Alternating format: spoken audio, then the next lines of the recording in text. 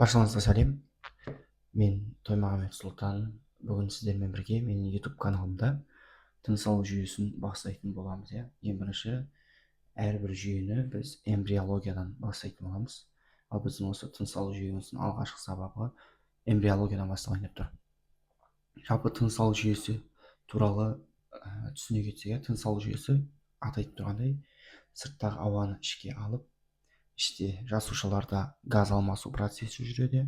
Әрі қарай ағзамызға оттек түсіп, көмірқышқыл газын біз сыртқа шығарамыз. Және осы тыныс алу ағзаларына қандай мүшелер жатады? Ол бізде мұрын, одан кейін мұрыннан әрі қарай жұтқыншаққа бару керек бірінші. Жұтқыншақтан өтеді. Жұтқыншақтан көмейге өтеді. Көмейден трахея, яғни кеңірдекке кетеді. Енді кеңірдектен бұл әрі қарай басты бронхтарға бөлінеді. Міне оң жақ басты бронх және сол жақ басты бронх. Міне көріп тұрғандай, оң жақта 3 бөлік, біреу, екеу, үшеу, сол жақта 2 бөлік, біреу, екеу, 2 бөлік. Ол әрі қарай бронхтарға тармақталады да, яғни альвеолаларға барады. Альвеолаларда газ алмасу процесі жүреді. Ал альвеолалар бұл түгел өкпені құрайды екен. Яғни мына суретте де ыңғайсыз берілген. Примерно білесіздер, мұрынмен дем алдық, жұтқыншақтан өтті, жұтқыншақтан әрі қарай көмейге, көмейден кеңірдекке өтті, кеңірдектен басты бронхтарға, бөліктік бронхтардан әрі қарай сегменттік, субсегменттік кете береді. Солай, одан әрі қарай ең соңғы ақырғы бронхтар, одан кейін респираторлы бронхтар дейді. Ол әрі қарай альвеолаларға, альвеолалық қапшықтарға дейін барады. Газ алмасу процесі жүреді. Өкпенің құрылымдық қызметтік бірлігін біз ацинус дейміз. Бұның барлығы алдағы уақытта өтетін боламыз. Бізде қазіргі керегі главный қандай мүшелер жатады. Және тыныс алу жүйесі мүшелерін біз жоғарғы және төменгі тыныс алу жүйесінің мүшелері деп қарастырамыз. Оның барлығын алдағы уақытта айтатын боламын. Бүгін біз тек сіздермен бірге эмбриологиясын ғана талдайтын боламыз. Келесі. Тыныс алу жүйесінің эмбриологиясы бұл ас қорыту жүйесінің алдыңғы бөліктік ағзалармен бірге дамиды. Жалпы foregut, midgut және hindgut дейтін, яғни бұл алдыңғы ішек, foregut дейтін алдыңғы, midgut ортаңғы ішек, hindgut соңғы ішек. Яғни эмбриологиялық даму барысында осындай, яғни бір түтік пайда болады. Міне оранжевый басталып келе жатыр. Одан кейін қызылға ауысты, ол әрі қарай көкке ауысты. Осы зоналар мысалы оранжевый аймақ бұл жаңа алдыңғы ішек түтігі, midgut қызыл тұрған бұл ортаңғы ішек түтігі, hindgut бұл соңғы ішек түтігі, міне көк. Және осылардан әрі қарай біздің органдарымыз дамып бастайды екен. Ал именно осы біздің тыныс алу жүйесінің ағзалары осы foregut дейді, алдыңғы, яғни ішек түтігінен бастап алады. Енді олар қалай қалыптасады? Міне көріп тұрсаңыздар, алдыңғы ішектен дәл осы аймақта көк болып белгіленіп тұр. Бұл lung bud, яғни алғашқы өкпе, яғни бүршігі дейміз, diverticulum, яғни осылай түзіліп бастайды екен. Бұл қай кезде бастайды түзіліп? Бұл эмбриондық дамудың 4-ші аптасында, яғни осындай бүртік пайда болып бастайды екен, diverticulum пайда болып бастайды екен. Енді түсіндіге, бұны біз эмбриологияның гистология дейтін сабақтарда өтесіздер. Сол кезде алдыңғы ішек, ортаңғы ішек, артқы ішек деп бөлінеді. Именно осы тыныс алу жүйесі осы foregut дейді, алдыңғы ішектен пайда болып бастайды. Қай кезде? 4-ші аптасында. Енді мына суретке қарай. Мынау түгел біздің ішек, жаңағы осы жерде, міне осы аймаққа дейін бұл алдыңғы. Осы алдыңғыдан міне көріп тұрсыздар. Ларинго-трахеальды diverticulum пайда болады. Ларинго-diverticulum. Енді не қарасаңыздар, мынау жаңағы біздің алдыңғы ішек, түгел. Дәл осы жерде міне бірінші бүртік пайда болады. Бүртіктер өседі, кейін өсіп, осылай екіге бөлінеді екен, екі жаққа. Енді бұл ларинготрахеальды дивертикул деп аталады. Және одан кейін оң жақ және сол жақ алғашқы бронхтар пайда бастайды. Примари дейтін бұл алғашқы бронхтар пайда болып бастайды, және оның сыртын бізде висцералды мезодерма қаптайды екен. Көріп тұрсыздар, иә. 4-ші аптада міне пайда болып бастады, бір түп кішкене, ол 5-ші аптада 2-ге бөлінді деген, 6-ші аптада уже көріп тұрсыздар, міне трахея қалыптасты, кеңірдек қалыптасты, ол 2-ге бөлінді, оң жақ және сол жақ. Оң жақта 3 бөлік бар, біреу, екеу, үшеу. Сол жақта 2 бөлік бар, біреу, екеу. Көріп тұрсыздар, оның сыртын висцералды мезодерма қаптайды екен. Және бұл, қазір мен айтам, бұлардың өзі белгілі бір кезеңдерден өтеді. Мен тек алғашқы түсінік ретінде осы суреттермен сызып көрсетіп жатырмын. Енді келесі бұл міне көріп тұрсыздар, жаңағы дивертикулум пайда болды, ол 2 жаққа бөлінді, одан кейін бөліктік, одан кейін бөліктіктен әрі қарай осылай дамып бөлініп бронхтарға қарай бөліне береді. Енді кезеңдерге бөліп бастайық. Жалпы эмбрионалды период дейтін бар, және фетальды период дейтін бар. Эмбрионалды период бұл 8 аптаға дейінгі период, эмбрионалды период 8 аптаға дейін. Одан кейін әрі қарай фетальды период басталады.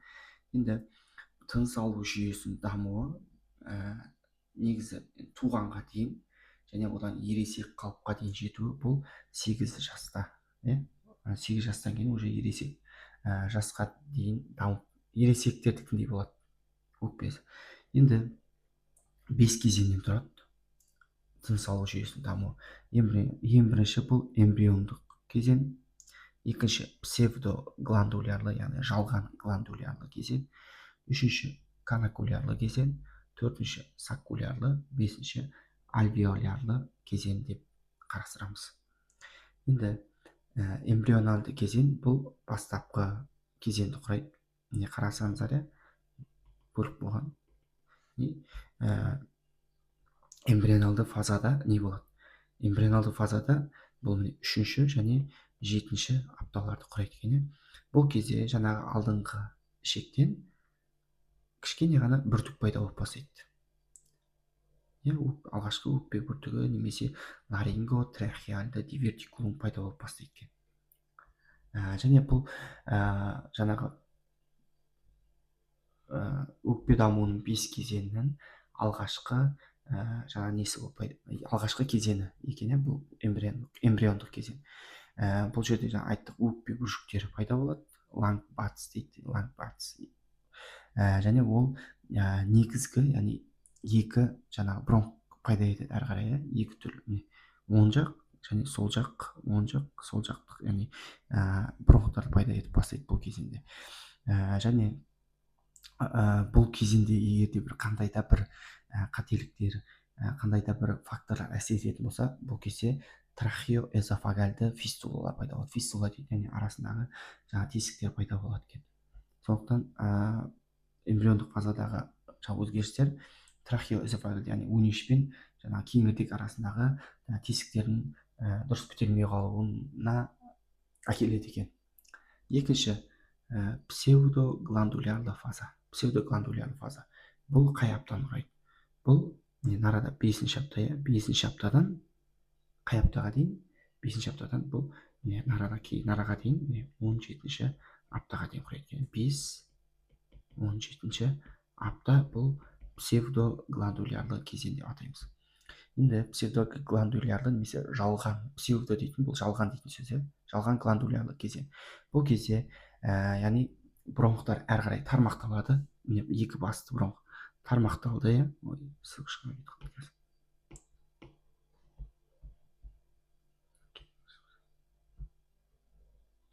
екі басты бронхқа тармақталды. Ол әрі қарай бөліктікке, 3 бөлікке, 2 бөлікке кетті. Ол әрі қарай осылай бөліне береді да, ол жаңағы терминалды бронхиолаларға дейін, яғни барады екен.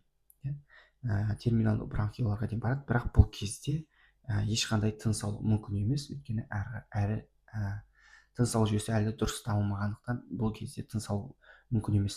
Яғни бұл жалған фазасы, жалған гландулярлы фазасы. Одан кейін үшінші кезең канакулярлы фаза. Үшінші кезең канакулярлы фаза бұл 16-шы аптадан басталып, көріп тұрғанымыздай 25-ші 26-шы аптаға дейін барады. 16-25 деп қояйық. 16-25-ші апта канакулярлы кезең. Бұл кезде уже терминалды бронхиолалар, яғни ол әрі қарай тыныс алу бронхиолаларына кетеді. Одан әрі қарай альвеолярлық өзектерге қарай кішкене бағытталады екен. Көп тұстар альвеолярлық өзектерге бағытталады, және де кішкене ғана капиллярлық торлармен қоршалады бұл кезде. Кішкене ғана. Бұл жерде тыныс жолдарының диаметрлері ұлғаяды. Яғни қарасаңыздар, псевдогландулярлыға қарағанда канакулярлы кезеңде уже үлкейгені. Одан кейін пневматиттер қалыптасып бастайды екен. 20-шы аптадан бастап 20-шы аптадан бастап ақырындап пневматиттер қалыптасып бастайды, және де олар 25-ші аптада қызылдың үшбұрыштары 25-ші аптаға келеді. Бұл 25-ші аптада уже тыныс алуға қабілетті болып бастайды екен. Одан кейінгі бұл төртінші, бұл саккулярлы фаза. Саккулярлы фаза немесе сақиналы фаза дейді. Бұл кез 25-ші аптадан басталады. Саккулярлы 25-ші аптадан басталып, бұл туғанға дейін, туғанға дейін жалғасады екен саккулярлы фаза. Енді бұл кезеңде қарасаңыздар, альвеоларлы өзектер пайда болып бастады. Альвеоларлы өзектер пайда болып бастады. Бірақ бұл кездегі альвеоларлы өзектер кішкене ғана болады, әлі көбеймеген. Яғни ең алғашқы альвеоларлы өзектер, және қан тамырлар жақсылап пайда болып бастайды. Осы кезде қан тамырлар қанданып бастайды. Және білесіздер, альвеолалар міндетті түрде, альвеола болатын болса, аралары бір-бірімен байланысқан болады. Мысалы 3-4 альвеоланың арасы бір-бірімен байланысқан арнайы тесіктер арқылы. Осы тесіктерде қалыптасып бастайды екен. Көкпен белгілеп қойған тесіктерде. Уже тыныс алуға қатысады деген сөз. Қатысады деген сөз, дайын деген сөз. Одан кейін 5-ші кезең бұл альвеолярлы фазаның өзі. 5-ші кезең альвеолярлы фаза. Бұл кезеңде көп тұрғанымыздай альвеолалар көбейген, олар мықтылап қандалған, альвеола қапшығы жақсы дамыған, капиллярлармен, қан тамырлармен жақсы байыған, уже тыныс алуға қабілетті деген сөз. Және де санлаулары көп, бір-бірімен көптеп байланысқан. Осындай. Діне туған кезде, нәресте туған кезде 20-50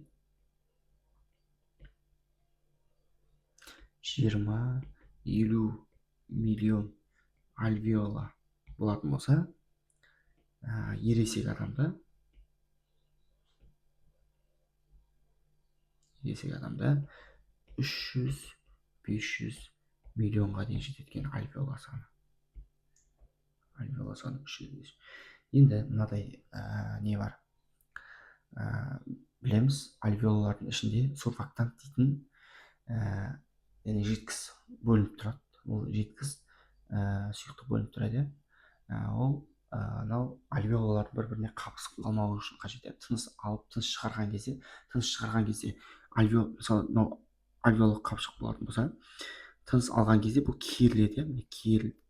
Одан кейін тыныс шығарған кезде ол, яғни осылай жабысады бір-біріне. Яғни іштеген сыртқа шығар жібереді. Шарик елестейік, қарапайым. Шарикті мысалы ішіне үрлеген кезде ол кеңейеді. Осылай кеңейеді. Мынау сияқты кеңейеді. Шарикті қайтадан ішіндегі ауасын шығарып жіберсек, осылай кішірек болады. Осылай сыртқа шығарған кезде мына қапшықтардың бір-біріне жабысып қалмауы үшін арнайы ішінде сурфактант дейтін сұйықтық бөлініп тұрады. кейін қайтадан ауа кірген кезде бұл жабыспағандықтан іші қайтадан кеңейе алады деген секілді. Осы сурфактант қай кезде жаңағы өндіріліп бастайды дейтін болсақ, бұл бана айттық бізде пневматиттер бұл 20-шы аптадан бастап қалыптасып бастайды дедік. Енді бұл 25-ші аптасынан бастап сурфактант ақырындап өндіріліп бастайды екен. 20-шы аптада мына кезде пневматит өндіріліп бастады, ол ақырындап дамып 25-ші аптаға келген кезде сурфактантты ақырындап өндіріп бастайды екен. Өндіре алатын, то есть қабілетке ие болады.